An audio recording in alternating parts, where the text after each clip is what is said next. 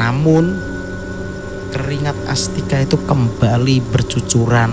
Astika kembali takut ketika Astika mendapati bahwa kaki itu ngikutin Astika dari sampingnya. Kan kelihatan kakinya kan? Iya. Itu ngikutin. Astika jalan ke depan, si kaki itu yang ngikutin di sampingnya Astika pas.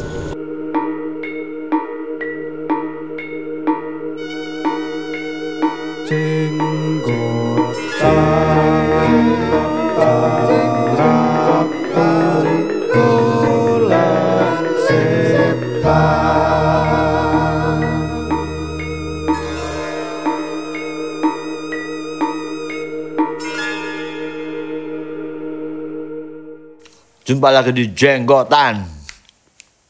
Jeng Ratu Golek Setan. Dunia bukan cuma tempat bagi manusia, tapi juga bagi mereka yang tak kasat mata. Ya, jadi langsung aja kita langsung berbagi cerita. Ya, kira-kira hari ini ada cerita apa? Cerita ini dikirimkan oleh Astika lewat WhatsApp pribadi saya. Kebetulan ini juga seorang kawan. Kejadian yang dia alami di tahun 2002, 2 minggu pasca tragedi bom Bali. Astika ini adalah seorang fresh graduate yang baru banget lulus dari kampusnya. Dan begitu dia lulus dan wisuda, dia itu sudah mendapatkan pekerjaan. Tapi di luar kota, bahkan di luar pulau. Nih rumahnya Astika ini orang Malang bro, by the way. Langsung dia begitu lulus dapat pekerjaan di Bali sebagai karyawan konsultan keuangan. Kantornya ini deket sama yang namanya banyak sekali klub-klub gitu loh bro. Klub-klub ya kan. Dan bertepatan pada saat dia barusan pindah ke Bali, itu klub-klub di sana tuh sudah hancur terbakar. Karena memang pada saat pindah ke sana tuh 2 minggu pasca tragedi bom Bali tersebut. Kebayanglah betapa mencekamnya daerah kantor dan juga kosannya si Astika ini. Suatu ketika Astika ini pulang malam bro. Pulang malam dari kantornya menuju kosannya. Itu nggak terlalu jauh jaraknya. Sehingga Astika tuh memutuskan bolak-balik kosan kantor itu jalan kaki. Kita tahu bahwa Bali itu enak lah emang untuk jalan kaki ya kan. Kejadiannya tuh nggak terlalu malam kok, masih jam 10. Masih jam 10. Ya biarpun Bali hari ini jam 10 itu masih rame, tapi ingat ini kejadiannya tuh pas banget pasca bom Bali kan. Jadi udah emang sepi aja gitu jam 10. Nah, Astika ini jalan dari kantornya menuju kosan. Ya awalnya sih Astika tuh nggak ngerasain apa-apa. Sampai suatu ketika Astika ini berada di langkahnya terhenti karena Astika itu mendadak merasakan bahwa tempat itu tuh kok kayaknya apa ya, kalau bahasa Jawanya tuh singkluk banget. Apa ya bahasa Indonesia ini singkluk gitu ya. Mendadak mencekam, gak tahu kenapa. Karena rasanya itu angin tuh berasa kayak berhenti berhembus. Dan kondisinya tuh sunyi banget. Langkah Astika terhenti dan di tengah-tengah kesunyian itu Astika tuh mendengar kayak suara orang yang merintih gitu loh bro. Kayak merintih, dan itu nggak cuma satu orang, kayak ada beberapa gitu loh. Oh iya, banyak. Posisinya Astika itu belum tahu kalau itu adalah Pedis Club yang dibom 2 minggu yang lalu. Ya kan. Ya gangguan di malam itu tuh cuman sampai situ bro. Akhirnya dia besoknya tuh menceritakan ke temen kantornya. Itu klub apa ya, kok apa kayak hancur begitu dan lain-lain. Terus temannya bilang, gila itu Pedis Club yang kemarin dibom dan sebagainya. Astika kan baru tahu. Terus akhirnya temennya tuh menyarankan kalau misalnya Astika tuh pulang malam ya kan, usahakan ada barengannya atau lewat jalan lain gitu kan. Nah di hari itu kebetulan Astika tuh lagi-lagi gak ada barengannya bro. Sehingga dia harus balik ke kosan kan sendiri. Tapi Astika ini penakut sehingga Astika ini memilih untuk lewat jalan lain menuju kosannya. Lewatlah jalan lain. Lagi-lagi langkah Astika terhenti karena merasakan aura yang sama seperti yang dia rasakan kemarin. Ternyata jalan lain menuju kosannya itu adalah pedis club bagian belakang. Jadi sama-sama aja. Oh iya. Iya kan? Iya. Jadi sama-sama aja. Remes ya kan. Tapi pada saat Astika ini berada di belakang pedis club yang bekas dibom itu, gangguannya tuh makin parah. Gangguannya tuh seperti apa ya? Kan kemarin dengar suara gitu kan. Sekarang tuh kayak dengar suara tolong. Walaupun cuma satu orang, tapi ini udah nyebut kata loh. Tolong. Astika ini udah tahu kalau klub itu tuh bekas dibom, banyak orang yang meninggal. Jadinya kan sugesti ketakutannya makin banyak. Begitu Astika mendengar tolong itu, dia langsung lari cabut ke kosan gitu kan. Nah, di kosan ini nih gangguannya berlanjut. Pada saat si Astika tuh mandi, terus habis itu Astika tidur ya kan. Tiba-tiba tuh kayak Astika tuh ngerasain di sampingnya dia itu kayak ada, rasanya tuh kayak ada orang yang gerak gitu loh bro. Padahal si Astika itu ngekos sendiri ya kan. Semakin takut, semakin mencekam, nih siapa sih gitu kan. Terus kan Astika tuh merasa kalau dia ketakutan di kosan sendiri tuh berasa konyol gitu lah. Akhirnya tanpa menengok ke sampingnya dia, Astika tuh langsung nyalain lampu. Dan ternyata keputusan Astika untuk nyalain lampu itu sangat amat blunder sekali. Jadi begitu dinyalain lampu, tampak sangat jelas bahwa di sampingnya dari tadi itu ada sosok wanita yang mukanya tuh hitam banget bro, kayak gosong gitu. Dan cuman setengah badannya doang, jadi pinggang ke bawah tuh nggak ada, cuman pinggang ke atas doang. Si Astika teriak ya kan, teriak sekencang-kencangnya sampai membangunkan teman-teman kamarnya itu, teman-teman kosannya. Penghuni kos lain. Ya, si Astika itu shock, stres dan lain-lain. Sampai gara-gara kejadian itu bro, Astika itu keganggu kan psikologisnya, sampai dikasih dispensasi sama kantornya tuh seminggu buat gak ngantor dulu. Ya kan, seminggu buat gak ngantor dulu. Astika nih akhirnya pulanglah ke Malang seminggu tuh.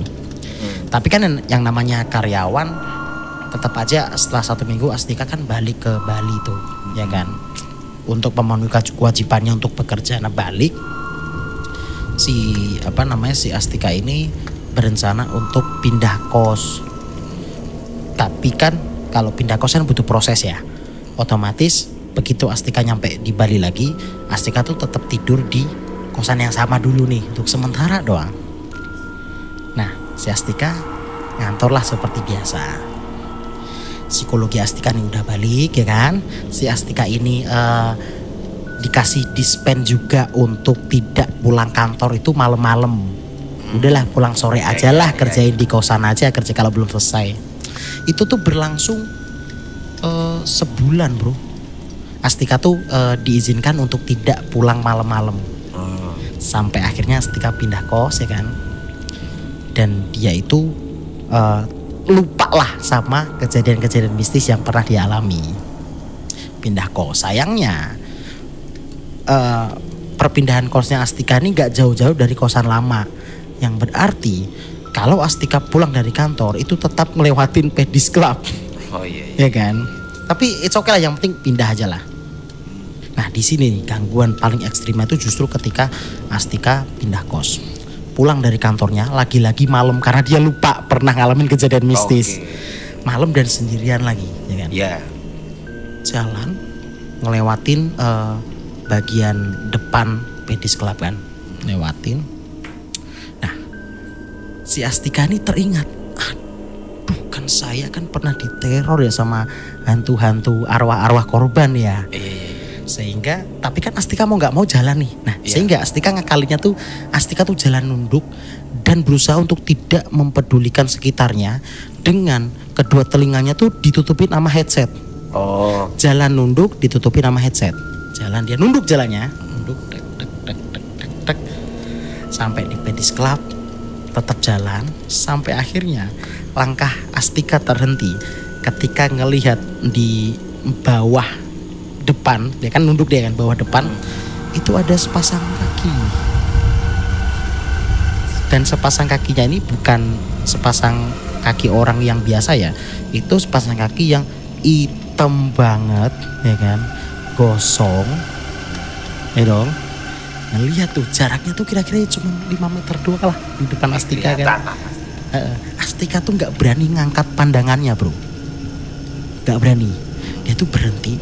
Terus dia dalam hati tuh berdoa sesungguh-sungguhnya orang berdoa gitu loh.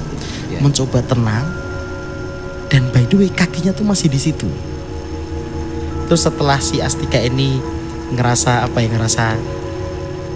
ini nih kalau saya berdoa terus nih nggak pulang-pulang nih, saya harus jalan gitu kan. Dalam kondisi terpaku sambil berdoa pasti ya. Oke, jalan.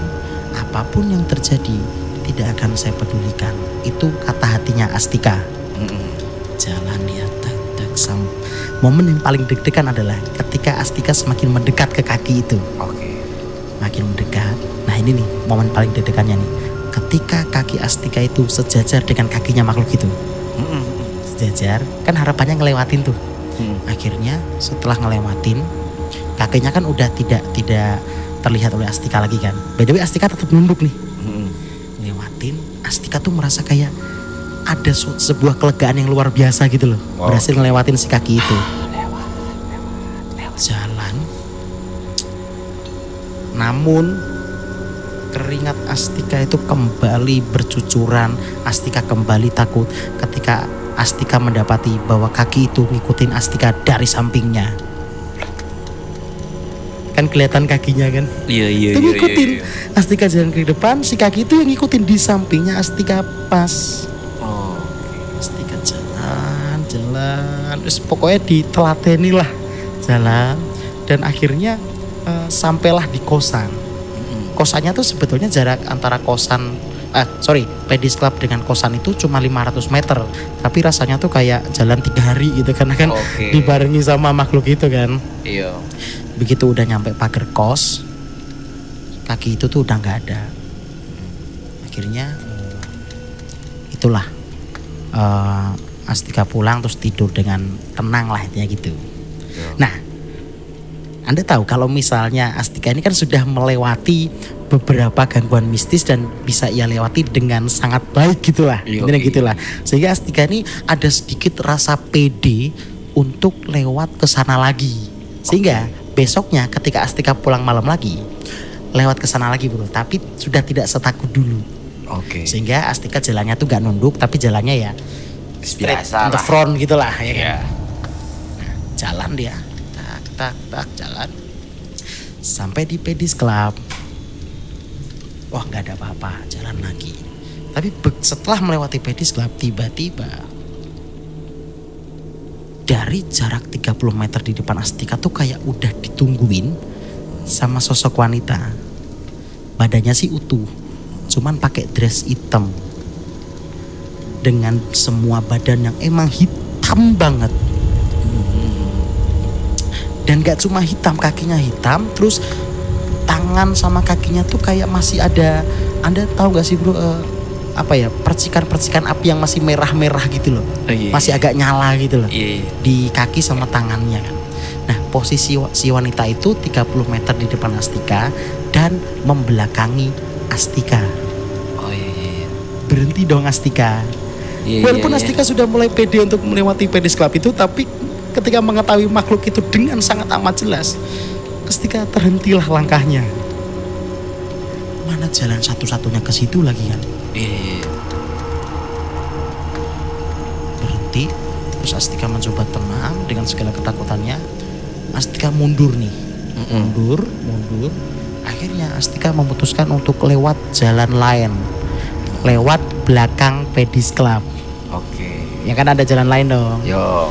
Mundur terus pertama mundurnya tuh jalan, terus habis itu lari lah mundur, terus habis itu lewat belakang Pedis Club. Muter.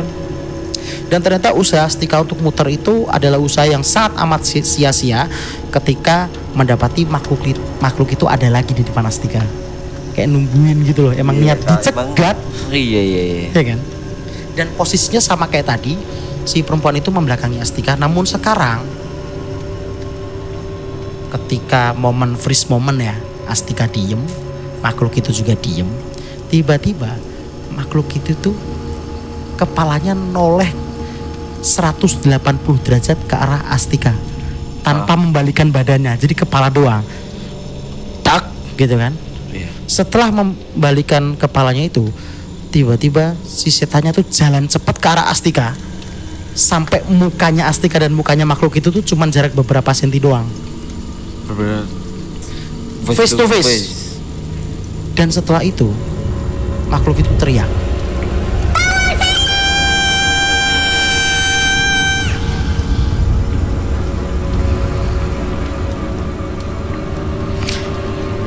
Gak bisa dibayangin betapa mencekamnya malam itu.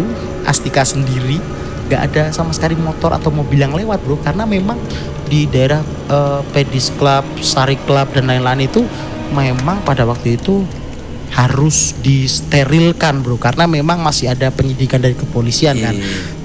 Orang itu baru boleh melintas ke sana tuh kalau memang rumahnya daerah sana atau kantornya di daerah sana gitulah.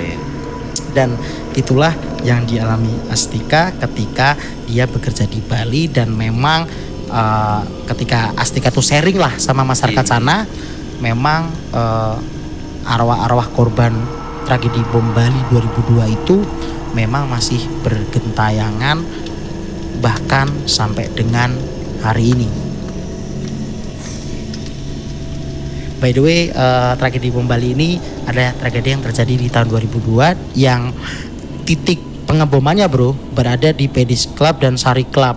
Itu memakan ratusan korban jiwa dari dalam negeri maupun wisatawan luar negeri. Begitulah kira-kira. Serem sih. Makanya tadi sempat ada setan yang ngikutin sampai ke kosannya Astika, ingat yang cuman bagian atas doang, bagian pinggang ke bawahnya nggak ada. Itu kan korban-korban bomnya itu kan memang banyak sekali yang mayatnya itu kayak kehilangan anggota tubuhnya gitu loh bro. Ya terpisah lah. Emang kejadian itu adalah kejadian yang paling kelam yang pernah dialami oleh negeri ini. Dan salah satu pentolan dari inisiator bom Bali itu ya sudah dihukum mati lah, begitulah. Ya ceritanya sudah selesai. Begitulah cerita yang sudah dikirimkan kali ini. Terima kasih buat teman-teman yang sudah menghubungi kami atau mengirimkan cerita di hello@akarkreatif.asia. Sampai ketemu lagi.